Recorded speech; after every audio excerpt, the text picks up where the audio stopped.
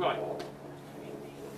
My thesis in this talk, which is about half an hour, right, if you can manage it, is that the modern car, the rise of the car, is nothing to do with convenience, right? Everyone's told the cars are popular and used because they're so convenient. I use another word, connivance. I think it's absolute rubbish to say that the car has somehow naturally become a very popular thing. It's not. It's all been connived. And I believe our transport policy in this country and in many other countries in the Western world is there not to serve the people, it's there purely for the interests of big business and the energy industry.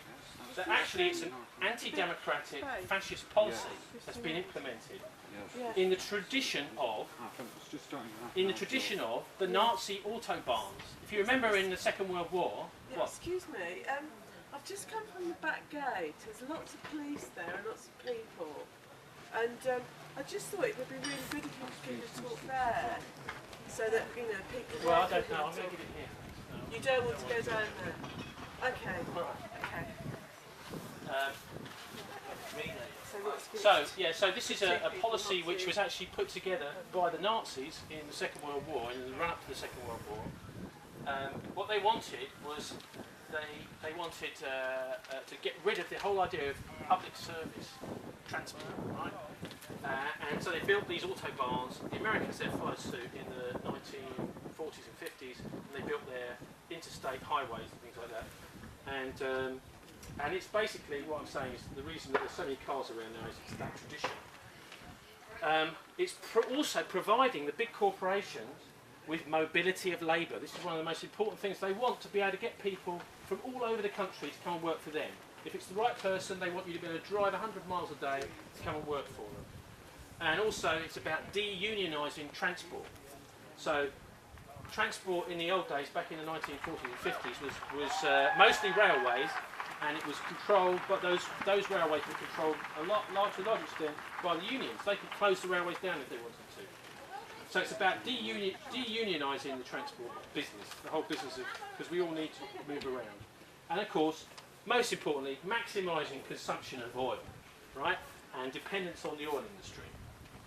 So I think, ultimately, we're going to need a new political movement. Maybe this is part of that, to remove the transport policy from the control of the big oil corporations and banks, cut out the shareholders and the fat cat bosses, because these are the people who are making all the money from us moving around nowadays, and renationalise in the public interest. Anyway, that's my basic thesis. I'll now talk about some of the history to do with why I think that. So, there is a history of oil companies working together to control the energy market. How the energy and transport markets have been rigged in the US, UK and USA to force the population to be dependent on cars. Now, we start off with a guy called John D Rockefeller. John D Rockefeller was the owner of Standard Oil. And there was this was a massive oil company in the United States in the early part of the 1900s that became almost totally in control of the whole of the oil in the whole country, because they used all sorts of underhand tactics. And Rockefeller came from rags to riches as a result of Standard Oil. Now, in 1904, a lady journalist called Ida Tarbell wrote a book called The History of the Standard Oil Company, and this book became a bestseller in America. And her book was basically saying these guys are cheats all the way through. In fact, one of the quotes from her book, I'll read you a little quote from her book. She says, an oil producer was discovered stealing oil from part of Standard Oil. He had tapped the main line. For at least 2 years, he ran a small, steady stream of oil into his private tank. Finally, the thieving pipe was discovered, and the owner of it went to court. After acknowledging his guilt, he was brought to trial. The jury, though, gave a verdict of not guilty, because they said, because Standard Oil is stealing the oil from us, you have every right to steal it back. So that was the sort of situation there was in America in the early parts of the 1900s. So Standard Oil gained control of nearly 90% of all the oil products in the US, by the time of World War I. So they controlled almost 90% of the oil industry, this one company. They used bribery, and they also secretly bought up railway companies and used those railway companies to transport their oil much cheaper than everyone else's oil. So that's how they managed to get more and more money, more and more wealth. They also, another tactic they used was they used to buy up competitors, and then they secretly buy up competitors and use those competitors to spy on their real competitors. So if you imagine, we have three competitors. Say Fran is Standard Oil, and we have three competitors with Standard Oil. Fran would buy me up, right, as a company, and then I would sit together with you two and say, what are we going to do about Fran? Yeah? And so then, but I'd be secretly feeding her information about our plans. So this is what Rockefeller did in the US in the early part of the 1900s. Anyway, there was an antitrust case, a Sherman antitrust case against Standard Oil, and it was broken up into 34 companies, including companies you might have heard of now. Exxon, Mobil, Chevron, Esso, ConocoPhillips, and parts of BP and Shell. And that happened in 1911, the Supreme Court did that. But the only thing was that Rockefeller kept his shares, right? So in all these different companies, he still had shares in all these different companies, even though they tried to break the companies up. Okay, so that's the early part of the 1900s. Let's move on in time a bit to 1930. The trams in Britain were all over the place in 1930, and the Royal Commission on Transport, a wonderful Royal Commission, was set up to investigate many issues of transport policy, and it produced several reports. In 1931, one was published called The Coordination and Development of Transport. The chairman was Sir Arthur Griffiths Boscawen. There were lots of posh people on this committee. They acknowledged the great part played by trams, but they were generally unfavourably disposed towards them, and they concluded at the end of the report there must be no more trams. This is in 1931, it was published. The last tram line was built in 1932 in Eltham in southeast London. And by 1952, that's 20 years after that, all the trams had gone. So that was the people that decided that we mustn't have trams in Britain. Now, if you look around other parts of the world, you will see all the most advanced societies, such as Germany and Switzerland, use trams all over the place. So they were a bunch of idiots, basically, in a nutshell. And that's why we don't have trams today, because of this Royal Commission on Transport. Okay, let's move on in time a bit to 1936. 1936, there was a company created in the United States called National City Lines, sponsored and funded by General Motors, Firestone Tire and Rubber Company, Mack Truck, that's the big lorry builders, and Standard Oil of California, which is one of those companies that Standard Oil had been split up into. This company brought up more than 100 electric surface traction systems, that's like tram systems in America, in 45 cities. This one company then started controlling almost every single tram network in the United States, including in New York, Philadelphia, St. Louis, Salt Lake City, Tulsa, Los Angeles. And you know what? They decided that they weren't actually going to spend any money on them. They were just going to run them into the ground. So the tram systems in America were also closed down in a similar way as they were here. But maybe it's actually in a slightly different way. But anyway, someone somewhere decided that we don't want any more trams. Okay, so they were replaced by, guess what? General Motors' own buses. So the company that had set up a holding company, National City Lines, to close down all the other public transport, then used its own buses to take over. In 1949, General Motors was convicted in the US District Court in Chicago of a criminal conspiracy to take over the bus network and close it down. And guess what? They were fined $5,000, which is not even one streetcar or one tram's profit that the company makes in 1 year from one tram. Right? So you can see that the courts, even though they're saying this is a terrible criminal conspiracy, are actually not really finding the company anywhere near enough for what they've done. And anyway, it's all after the event, after it's all been closed down. Okay, on to 1955. We come back to Britain now, and the British Rail. There's something called the Railway Modernisation Plan. Now, in Britain, we've got what we would now consider pretty much a privatised railway system. Back in the 1950s, almost everything in this country went by train.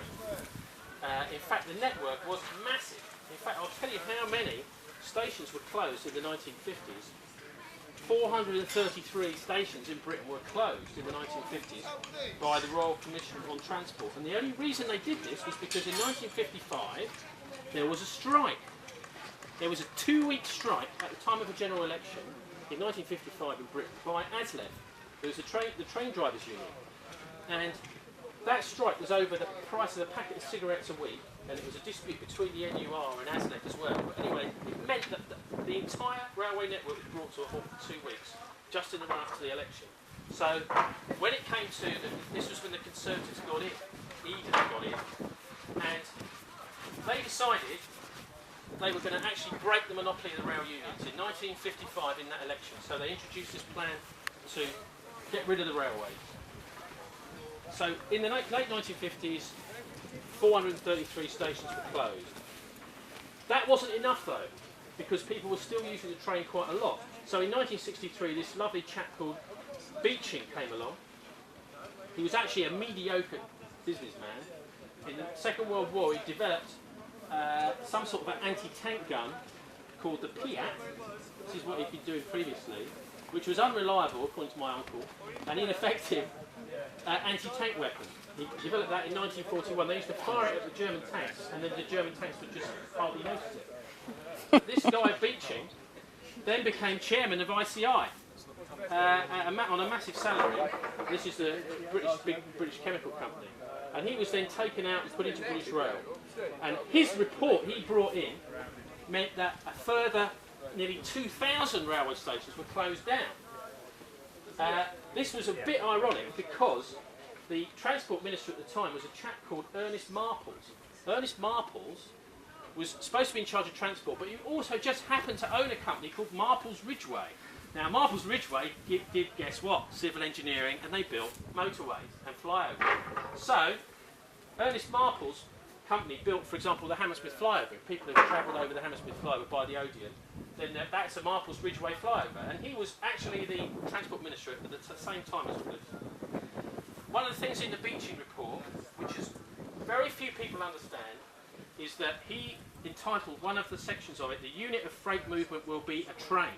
Now, if you go to the railways before Beeching, you'll see that most towns and even some villages had little freight depots in the village. And you could, if you want, and I spoke to a farmer who used to send his pigs to Scotland on the train. He'd take his pigs down to one station, and then they would go into a little pen. And over 3 or 4 days, they would slowly work their way up, and they'd be fed on the way, right, up to Scotland, and then they'd be left in this little station in Scotland, and his friend would pick them up from the station. So you could send anything by train in those days, even if it's a small parcel. It could travel right around the country by train. It might be a bit slower, it might take a little while to get there, but it would all be allowed to go by train. Anyway, Beeching decided to change all that, and he said, unless you've got a trainload of stuff to go, you can't use the train. So this meant, of course, that the only people that benefited from that were the oil companies, right? The cement companies. Anything which is a real bulk, like steel, things like that, could be shipped by train, but nothing else. So it meant that there's suddenly all this freight in the 1963 onwards had to slowly go by road. And as I said, there were 1,900 or nearly 2,000 railway stations closed as a result of that. Now, what Beeching did was really sneaky in that he identified all the passenger lines in the 1960s which were making lots of money, right? So, all those passenger lines he kept open. All the ones that weren't making a lot of money, he closed. That's where the 2,000 closed stations come from. And he used the money that's being made from the high profit margin passenger lines to subsidise the freight.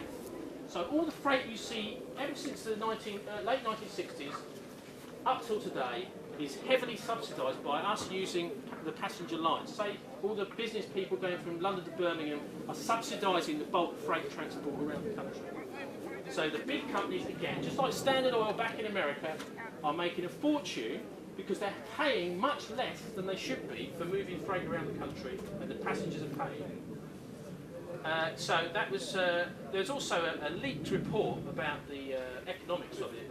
In the Isle of Wight, all the decisions made about which lines to close were secret.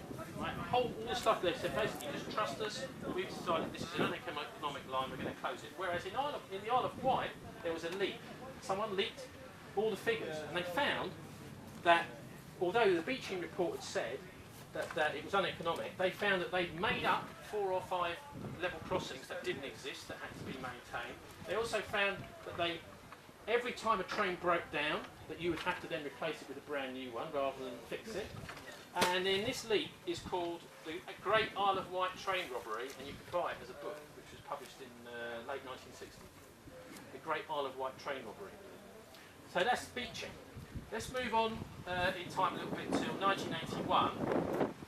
The London, if anyone can remember, I can remember it, the London GLC election in 1981 was fought on the transport policy of London. Labour's Ken Livingstone, remember him? Slightly in the slightly older days, and Dave Wetzel, who was an ex-bus driver. They won the 1981 GLC election off of the Tories for Labour and ousted someone called Horace Cutler. And the transport issue had been the main issue in their manifesto. They actually said to the people of London, we want to provide free public transport. And they got a fantastic, massive vote on the back of it. What they're going to do is they were going to charge everybody on their rates a little bit to enable all the buses to travel for free. Now, people travel on buses for free. Now, that would, of course, mean that buses are a lot quicker. You don't have to wait and wait. People to pay for their fare at the start, etc., etc. So this was an interesting idea, and it caught the imagination of the London public, and they voted for Red Ken. Now, the right-wing press in London, particularly the Evening Standard and Evening News at the time, attacked Red Ken, and lots and lots of other newspapers attacked him because they were basically right-wing and he was left-wing.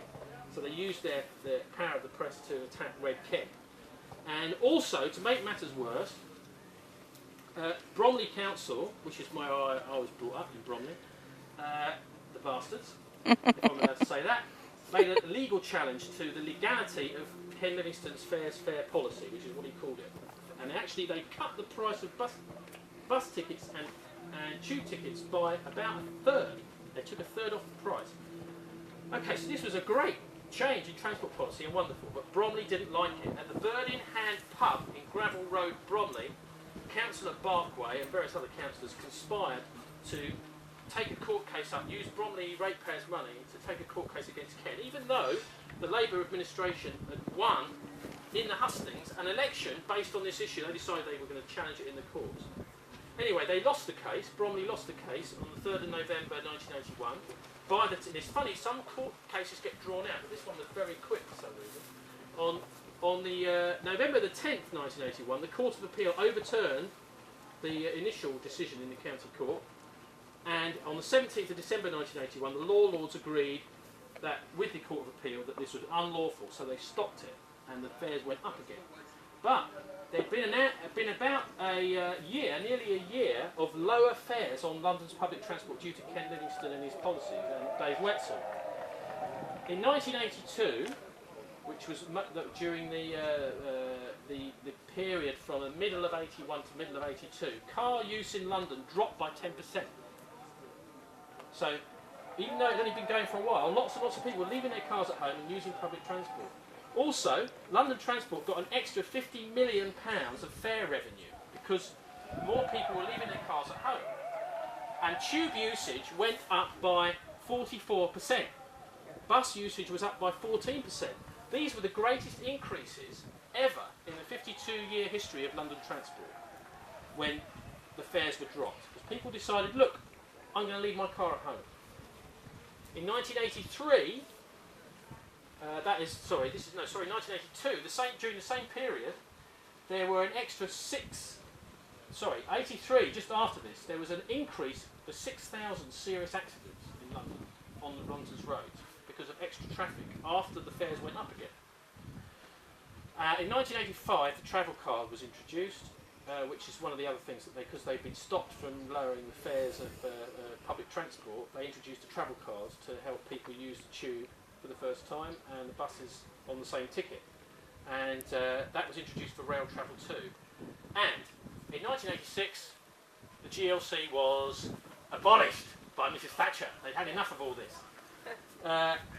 So anyway, this shows you, I think it illustrates that the transport policy we're living with now is not the transport policy that we want. It's not democratic, it's anti-democratic. It's all about oil companies rigging the market to get us dependent on oil, and also, like I say, to get people so that they are totally de-unionised. You can't unionise the car. Yeah, you can unionise the tubes, the railways, and all that sort of thing, but you can't unionise the car. And to get as much mobility of labour as possible. They want everyone to be mobile and hooked on oil. So, coming up to the present day, 2008, we're in a situation where there's a tiny number of oil companies that control most of the world's oil supply. The UK, and there is a formal name for the cartel. It's called the UK Petroleum Industry Association. Their address is Quality House, in case you ever need to know. It's Quality House, Quality Court, Chancery Lane in London. And this is where the oil companies all get together. What's the cartel called? It's called the UK Petroleum Industry Association, where they all get together and they have their nice lunches and their nice dinners and aperitifs and all that kind of nice thing. And they all get together and they decide on the policy together. There is no real competition in the oil industry anymore. There's also something for the wider energy industry called it's called Oil and Gas UK. Now that is the voice of what they call the voice of the offshore industry, and they're at 232 Vauxhall Bridge Road, if you want to know. So these companies that we see as separate energy companies, separate oil companies, as you drive down the street you see a Shell sign, a BP sign, an Esso sign.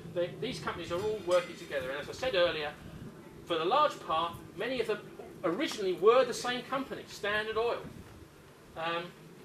And actually people would tell me, actually BP and Shell weren't part of Standard Oil. And I will tell you that actually large parts of BP and Shell originally were part of Standard Oil, the Rockefeller's massive oil company in the early 1900s.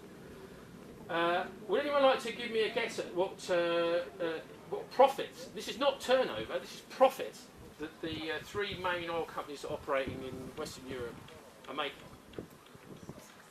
Because what they do is they release their profits quarterly, as many companies do. But it also, when they release their profits quarterly, it sounds less, doesn't it? It's only a quarter of what it really is.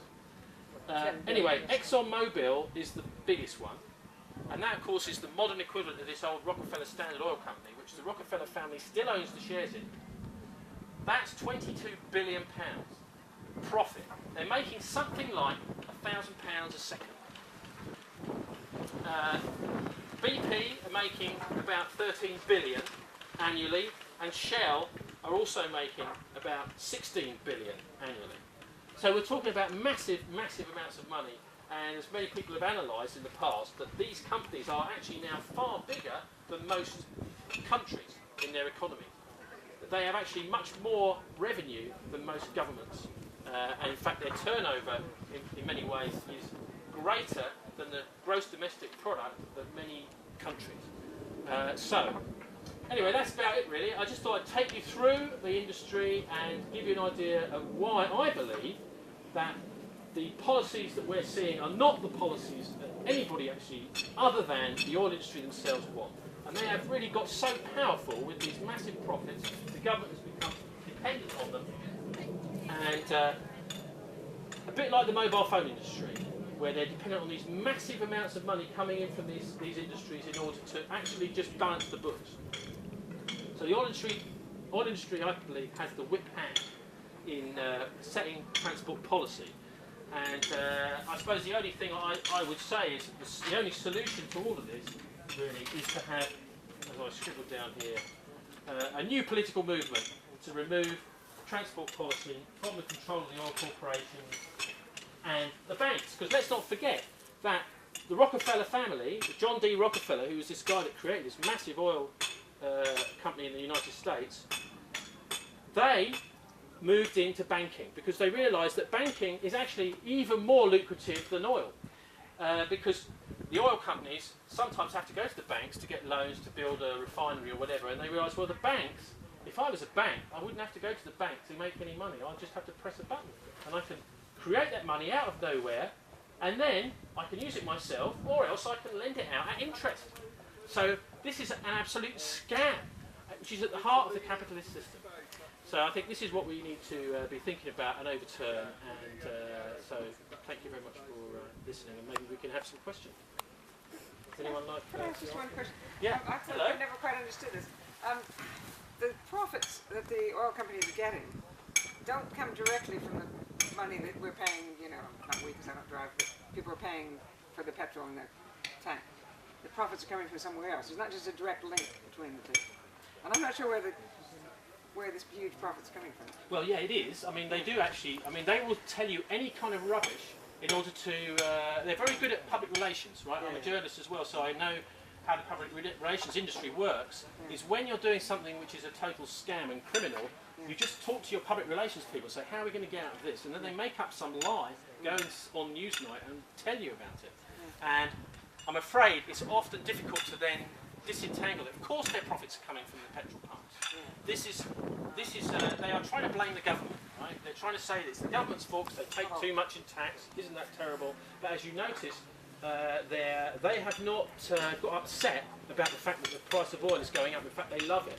One of the things I would say about one of the reasons the price has gone up recently is. So really, the answer to your question is, I think it's a lie. Right? I think that it is. They are getting it. They are getting a fantastic amount of profit. Well, this is sort of the way that they use competition to shift the blame, because you've got all these different oil companies and they all extract oil out of the ground, and that's one stage, and then you can sell on the crude to the refineries, but they all own refineries. Yeah. But there's this sort of idea that they buy crude off something that doesn't exist almost, and then they all refine it, and then the refineries sell it to the petrol station. Now, in the accounting, it's probably true that the forecourts, the price that they pay for the refined petrol and the price they sell it on, that they don't make a profit on that stage. But that's only because of the high price that the same companies are selling it at from the refinery. And So it's at the refinery stage where they make it. so it's kind of at the Purely refinery it's stage, not but it's the same company owning the forecourts and owning the refineries and bidding the oil wells. And so it's all smoke and mirrors. The other thing I'd say about the recent price hike, because this is quite fascinating, I think the shenanigans behind it, and people want to go on to Michael Chustodowski's website, globalresearch.ca, which is a Canadian professor, and he analyses a lot of stuff to do with, I think he's at Montreal University or Ottawa University. You'll see that the reason the prices of oil has gone up recently has nothing to do with any kind of sort of normal operation of the market. Because after September the 11th, the US economy, particularly, and other economies were threatened. And so there was a massive liberalisation of oil markets. And new markets were opened up, futures markets, and all sorts of new instruments were opened up for people to deal in oil in order to prop the market up artificially. Because after 9/11, people were taking their money out of America and the dollar was going to suffer. So this is one of the reasons why the price has gone up recently. It's just pure speculation in these unofficial, unregulated markets. So what's happened is people have said, 3 or 4 years ago, we believe the price of oil is going to go up. And this is a kind of self-fulfilling prophecy with these markets, because they're totally unregulated markets. So we're seeing a kind of, almost like I think a terminal phase in capitalism, where they have, people have, or the system has no real regulation anymore, and it's really become a kind of gangster mentality. Just make as much money in as short a space of time as you possibly can. And it's interesting, I think, that what they did on 9/11 was really just put off the problem. And now we're seeing the result of that. So, any more questions? Yeah. Would you agree that this matches up pretty well with Levin's work, Imperialism, the highest stage of capitalism? With what? Imperialism, the highest stage of capitalism, because it just everything you've been saying, it sort of reads very much like his work as he was writing in the early 1900s, right, about how everything was getting into bigger and bigger cartels, yeah, and this would be the total state of capitalism. Well, we're in a weird situation, aren't we, where we've got the supermarkets. I mean, we just talk about them for a minute. They are taking over, to a large extent, where we get our oil from. The other thing is, I had a weird phone call. This is in early, about 2002. I phoned up the Office of Fair Trading just to have a chat with them, like I do sometimes. Anything interesting going on? And he said, actually, yes, we're considering a court case against Tesco for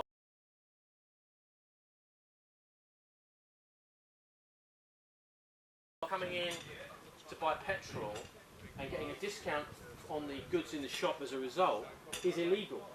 So what they're doing is they're working right on the edges of the law there. I mean, quite whether that is illegal or not, I don't know what the law is. But what they're doing is they're using all sorts of little financial tricks to get everybody coming into supermarkets more and more. And of course that gets people more card dependent as well. So as regards what you were saying, I think actually we're in a